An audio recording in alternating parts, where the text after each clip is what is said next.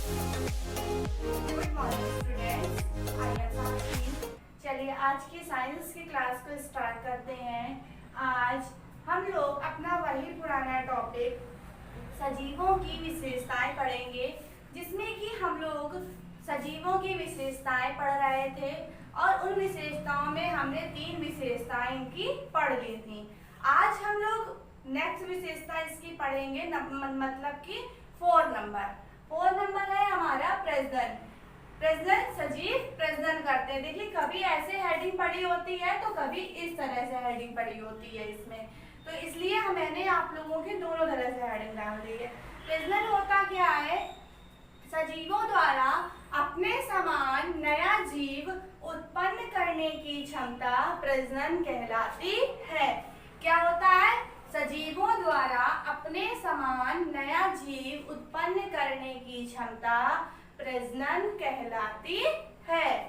ये जो होते हैं सजीव, ये प्रजनन अपनी वंश वृद्धि तथा अपने अस्तित्व को बनाए रखने के लिए करते हैं। प्रजनन जीव क्यों करते हैं?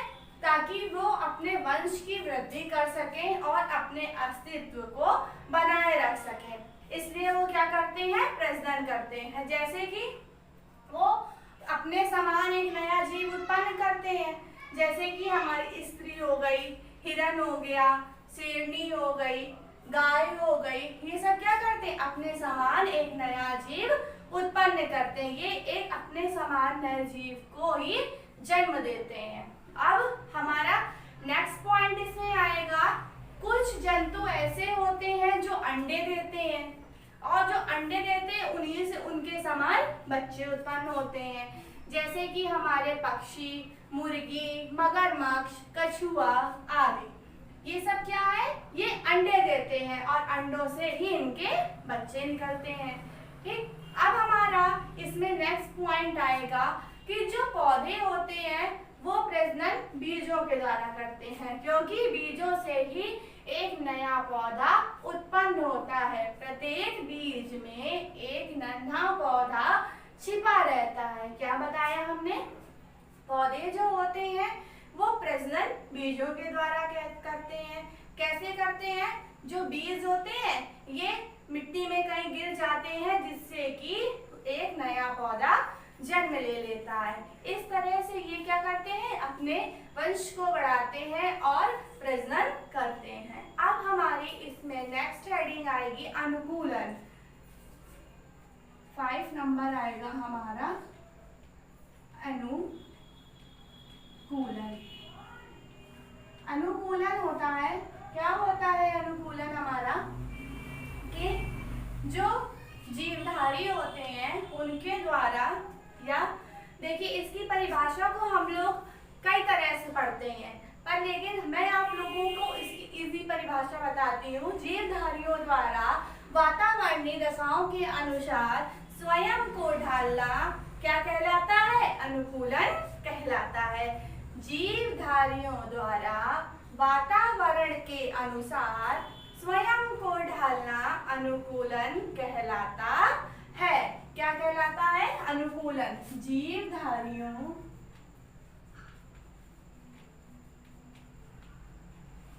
द्वारा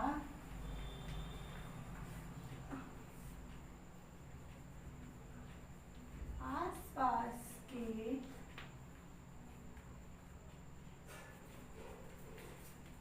वातावरण के अनुसार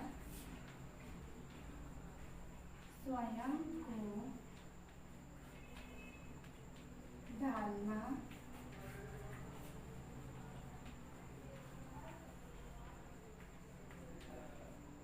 अनुकूलन कहलाता। अनुकूलन में जो जीव जंतु होते हैं वे अपने शरीर को वातावरण के अनुसार क्या कर लेते हैं? परिवर्तित कर लेते हैं। मतलब कि जैसा वातावरण होता है वैसे ही अपने शरीर को ढाल लेते हैं और वही गुण, वही विशेषताएं अपने अंदर उत्पन्न कर लेते हैं। जैसे कि हमारे पौधे जो होते हैं वो भी वातावरण के अनुसार स्वयं को ढाल लेते हैं। जैसे कि हमारे हो गए मरुस्थलीय पौधे, उदाहरण में हमारे आते हैं पौधे कैसे करते हैं, मरुस्थलीय पौधे। जो मरुस्थलीय पौधे जैसे कि हमारे नागफनी, मरुस्थलीय पौधे जो होते हैं उनकी या तो छोटी पत्तियां होती हैं और क्या होती हैं, कांटेदार भी होती हैं, और जिससे कि इनका जो पानी होता है वो भाप बनकर ज्यादा नहीं उड़ पाता है, यानी कि कम उड़ता है। ठीक, अब हमारी नेक्स्ट हेडिंग इसमें आएगी जीवन चक्र। सजीवों के जीवन का एक चक्र होता है जिसमें कि बहुत सी अवस्थाएं आती हैं। पहली अवस्था हमारी इसमें आती है बाल्यावस्था,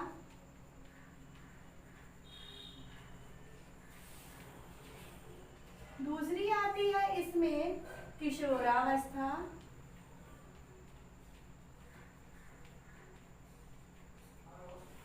इसके बाद हमारी आती है बाल्यावस्था, किशोरावस्था, इसके बाद हमारी आती है युवावस्था,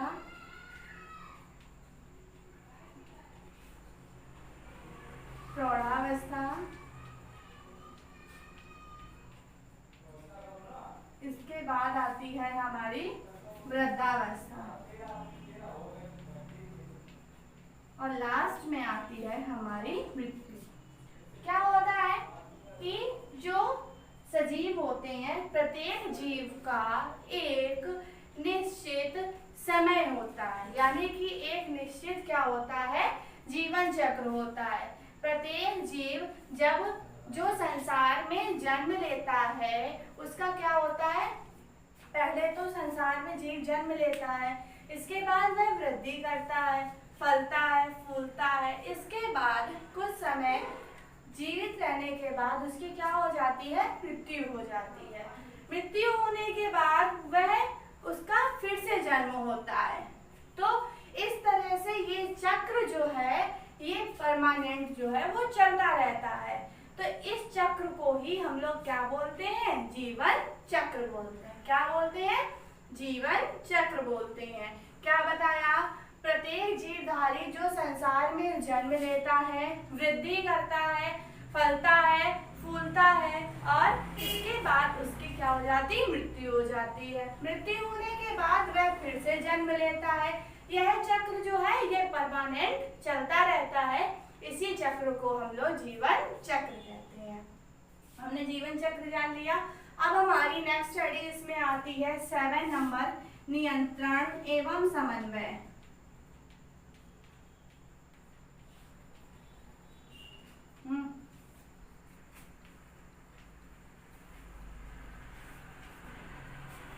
चलिए अब इसके बारे में जानेंगे। जीवित शरीर के नियंत्रण एवं विभिन्न अंगों में समन्वय स्थापित करने के लिए हमारे शरीर में नाड़ी तंत्र तथा अंतःस्रावी तंत्र पाया जाता है। क्या बोला हमने, जीवित शरीर के नियंत्रण तथा विभिन्न अंगों में समन्वय स्थापित करने के लिए नाड़ी तंत्र तथा अंतःस्रावी तंत्र हमारे शरीर में पाया जाता है। अब हमारी नेक्स्ट हेडिंग इसमें आती है संवेदनशीलता।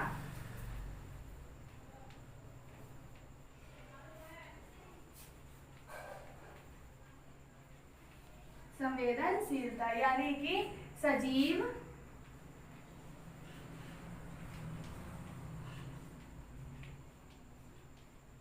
संवेदनशील होते हैं।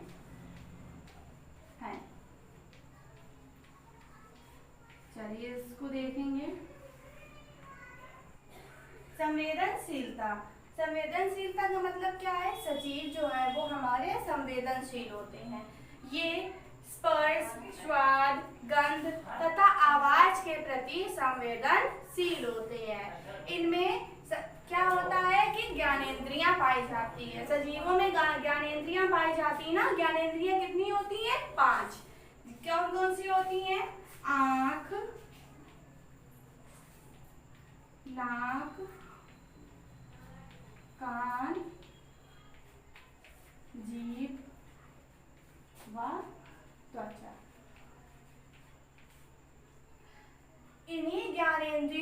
द्वारा ही ये अपने आसपास के वातावरण का अनुभव करते हैं। क्या करते हैं? ये जो ज्ञानेंद्रियां होती हैं, इन्हीं के द्वारा ये आसपास के वातावरण का अनुभव करते हैं तथा संवेदना प्रदर्शित करते हैं।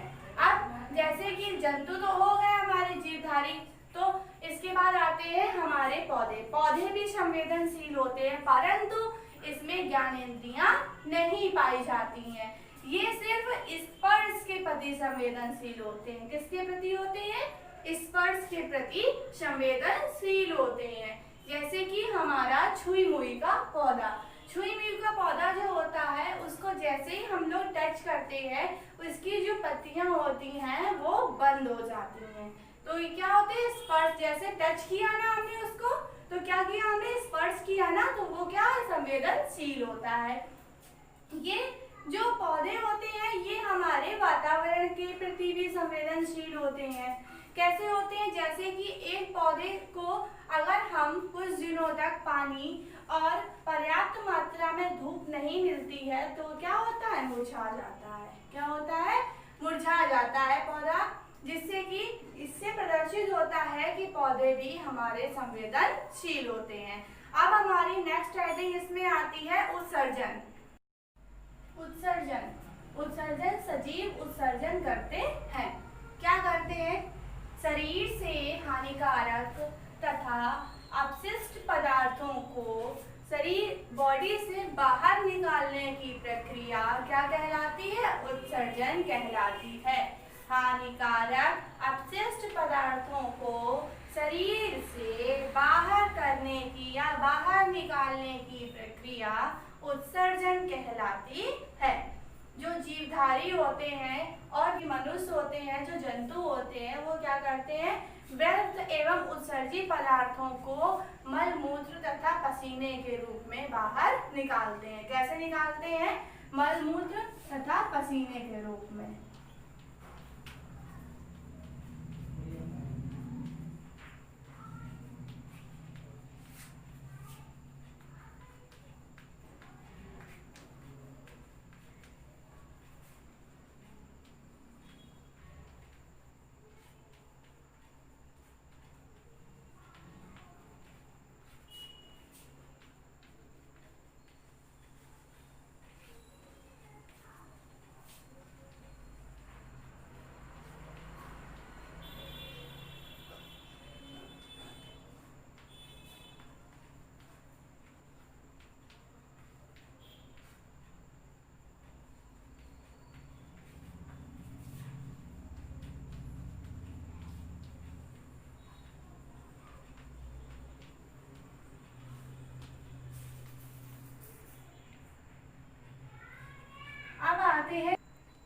अब आते हैं हमारे पौधे। पौधे क्या करते हैं? पौधे भी उत्सर्जन करते हैं। कैसे करते हैं? पौधे जो कार्बन डाइऑक्साइड होती है उसको ग्रहण करते हैं, और जो ऑक्सीजन होती है उसको वेस्टेज मटेरियल के रूप में बॉडी से बाहर निकाल देते हैं। इसके बाद अब हमारी इसमें नेक्स्ट हेडिंग आती है, 10वीं हेडिंग, उत्तेजनशीलता।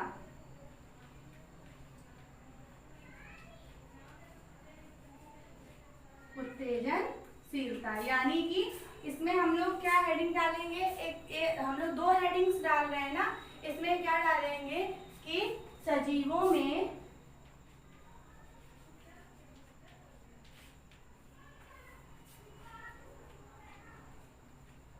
उत्तेजनशीलता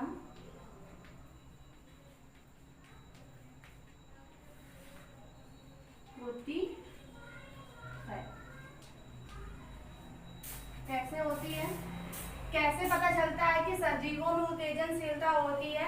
जो सजीव होते हैं वो उद्दीपन जो होता है उसको ग्रहण करके प्रतिक्रिया प्रकट करते हैं।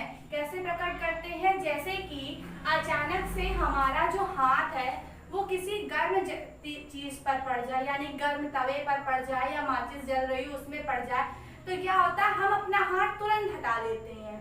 क्यों हटा लेते हैं? क्योंकि हमारे जो शरीर में स्टिमुली थी वो क्या हुआ? हमारे दिमाग तक गई और दिमाग ने हमको तुरंत ऑर्डर किया कि अपना हाथ पीछे खींचो। तो इसी तरह से क्या होता है कि सजीव जो होते हैं वो उत्तेजनशीलता को प्रदर्शित करते हैं। जैसे मेढक होता है, मेढक को अगर हम सुई चुभो दें तो वो क्या करता है, उछल जाता है ना, क्योंकि अगर मेढक को जब हमने सुई चुभोई तो वो तुरंत ही उछल जाता है। इससे यह सिद्ध होता है कि सजीवों में उत्तेजनशीलता पाई जाती है। तो चलिए अब हमारा ये टॉपिक यहाँ पर फिनिश हो गया। अब हम लोग नेक्स्ट वीडियो में अपना